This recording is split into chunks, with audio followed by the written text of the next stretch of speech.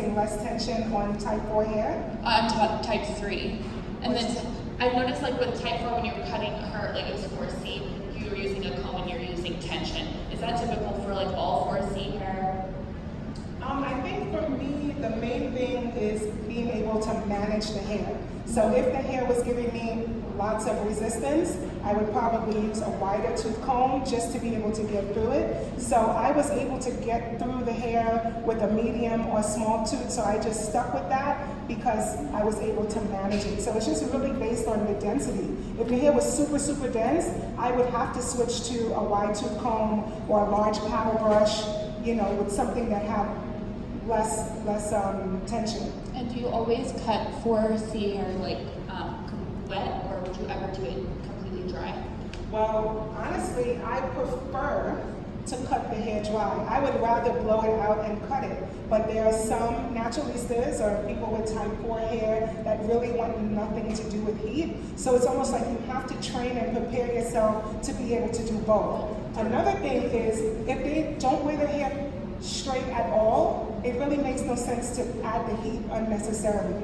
So I had to train myself to be able to manage it curly and straight, but I prefer blow it out. It may not have to be bone straight, but just enough for me to quickly maneuver the hair.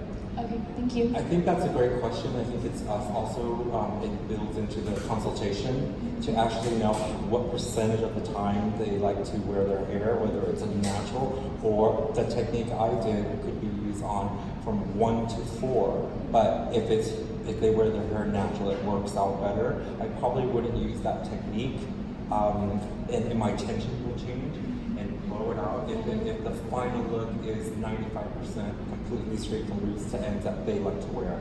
Okay. You know, so really it's in the consultation so you can create your regimen, and your creative process.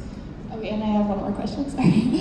As far as like the hair industry, I've noticed like a lot of people's clients are very segregated. How do you recommend people who don't have texture hair to gain like clients that do have texture?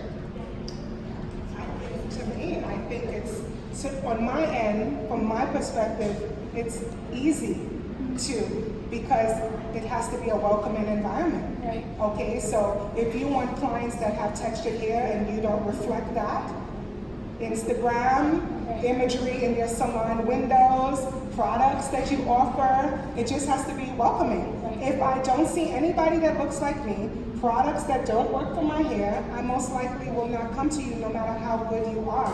So I just have to be confident that you are able to, and I feel like this is how most people would feel, you know, that you are able to handle my hair without us having a conversation. I'm making a decision based on how I felt, you know? I mean, to me, like I said, hair is hair. I have some people that maybe don't want to go to a makeup artist if, let's say, their skin is not brown, but I mean, I've had my face done so many times, and it's always different ethnicities have done an amazing job. If you know what you're doing, you know what you're doing. You just have to make yourself welcoming somehow in your messaging, you know, in the language.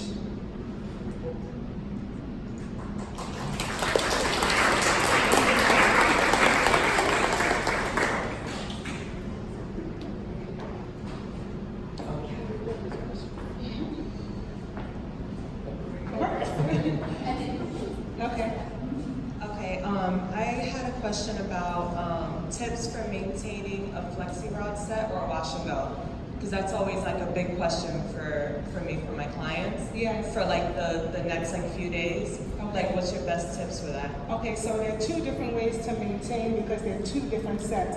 With the flexi rod, that was manipulated into a curl pattern. That is not a permanent, that's temporary. So sleeping with a pineapple or ponytails, that might actually stretch out the curls. That's not what you want to do. So I simply recommend it like an oversized silk or satin bonnet, you know, that's really secure around the hairline. They can just stuff their hair in it. It might look like a muffin in the morning, but they can like shake it out and pull it out and the texture will still be there. I have clients that have rocked a straw set or flexi rod set for 2 weeks and it still just looks better and better as it goes along. Now the wash and go, because you're dealing with a natural texture, That's when I would suggest something like a pineapple, something like how you have your hair. The key is a very loose ponytail. It cannot be too tight because the same thing will happen. They will lose that curl pattern in the front, and they can choose sleep with a satin head tie or a satin bonnet. And in the morning, it might be a little scrunchy and put together, but then you just kind of shake it out and refresh it sometimes either with the Mystify or run through, but not to totally re-wet it, but just to kind of reactivate the products that are already in there. Did you forget your question? No. I was going to ask that type of look you did with the perm rods on that girl. If you were going to do that same kind of look with a curling iron, how would you go about curling the ethnic or very tight hair, kind of like yours? Oh, you can definitely achieve that with a curling iron. So the half-inch curling iron with some type of Hogan spray, and you would just do like a classic Marcel curl. You know, you wouldn't wrap it around. That's a different look. You would literally have to click turn. Like, I don't know if you did that in beauty school, but in beauty school we had to learn figure 6 and figure 8 curls. So it would literally be a figure 6 curl, click and turn on a Marcel iron, and just let it cool and then separate it. You have the same look.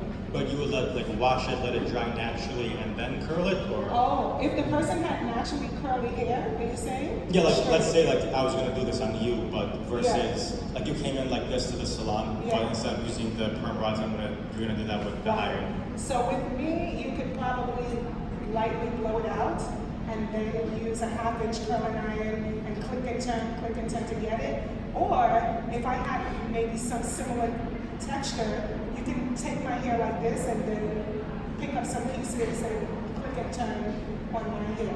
But if my hair is not close to that pattern, I would lightly blow it out and then use the thermal protectant and then use the curling iron. That's what I would do too. Like depending on the curl type, loose, pull it out. If it's or stretch it out, and then go in with your Marcel, and you could use soft rocker, or you can use some like royal blowout.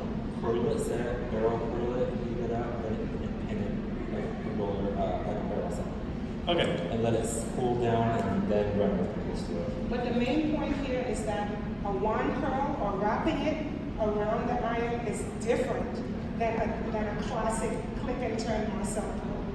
Okay. So the click and turn Marcel curl will be the closest to a flexi rod set because it's flat on the barrel and it's flat on the flexi rod. Cool.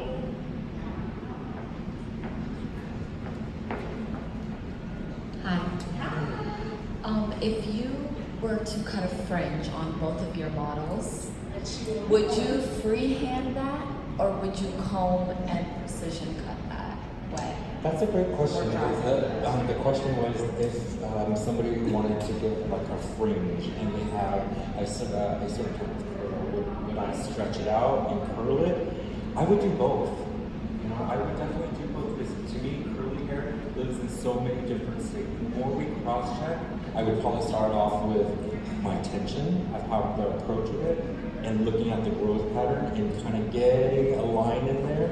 And then putting some product that I re-wet to see how it shrinks, so you can see how it's more wavy or natural styling, and then smooth it out, and then cross-check it again. So you're giving 2 different types of looks to your client. So there's not one way, there's multiple ways, but that's how I would approach it.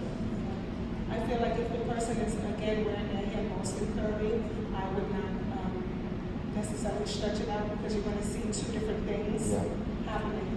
So if they want to blow out the bangs, go out and cut it. But if it's mostly curly, I find that the clients with curly hair, if you don't get it right, they start cutting their bangs at home. We have one back here. Just based on where it lands, you know. And you can have mess it up. I had a question. So I noticed when you blow dry her hair with a Denman brush, you got it pretty straight on the ends as well. I feel like that's hard for me to get the ends straight on highly textured hair. I just wanted to ask how exactly you did it. Because sometimes when I'm using it, it's still kind of curling on the ends. I don't know if the person needs a haircut or if my technique is off. So if I heard you correctly, because my hearing is a little off, You're wondering how do you get the ends so smooth? Because sometimes you get a little bit puffy on it. You'll get it nice and smooth, but it'll be puffy on the ends. I think what happens is sometimes it starts to dry. While you're drying the top, the ends start to dry. You have to get it smooth before it dries. So for you, that might mean doing the ends first. If you get the root to mid smooth, when that's like you got that, so you may have to reverse it and do the ends smooth and then go back and do the root to mid.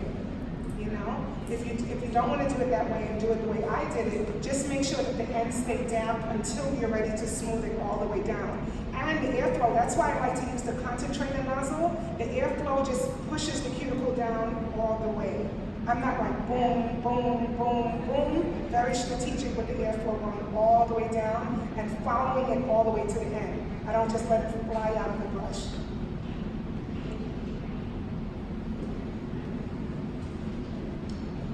Right here. I'm loud. It's fine. You hear me. If someone is transitioning to become a naturalista, how often do you recommend them getting their trims? Because like Shakira said she got her haircut a year ago. I love that question so much because it's a personality thing. There's no recommendation. It's your client's personality. There's big chop and there's transition. There's two personalities, okay? For me, I don't have the patience to have straight ends and natural roots and keep chipping away every 6 weeks, 8 weeks, or 3 months. I'm a person that wants to get it off and start fresh. But a lot of people are so attached to the length that's why they wait so long. They want to wait till it gets to a certain length so they don't miss it when they take a little bit off. In that case, sometimes I recommend, I'm a big chop, that's my personality. I don't got time for that, right? So I will say, girl, let's cut it all off and get braids or weave or wig or something, and you won't even miss it. Wear it for we'll wash and condition and treat it every 6 weeks, every 2 months, every 3 months, until it grows to the length that you want, rather than reinforcing or encouraging the whole transition thing. But I understand the transitioning thing. In that case, if they really want to hold on to it, I would encourage them to do it every 8 to 12 weeks, to just take off about an inch. Your inch is different than their inch. That's another thing too. Our inch is this. We'll take off this and they'll feel like we did that. So it's a whole psychology thing, which we didn't even get to talk about. But it's all about trying to get the hair as long as possible, and you are the enemy if you come in and try to do anything otherwise. So me personally, I would encourage a big chop and put them in styles like braids, wigs, weaves until it all goes out. But if they absolutely have to hang on, you just encourage them to cut it often, 8 weeks, 6 to 8 weeks, until they get rid of it. Same thing for a maintenance once they are fully curly. The transitioning is such a headache. No, after the big chop. Oh, Let's say after you the did big chop. It's It can regular. go 6 months, 3 months, as long as they're not doing high manipulation styles. So if they're blowing it out often, brushing their hair often, styling, that causes split ends. Because at the point that you're all natural, it's all aesthetic. Okay. You want to get rid of split ends. You want your hair to look, shiny and healthy, and the split ends don't allow you to do that. So that's when you would cut it based on how it looks and the shape you want to see.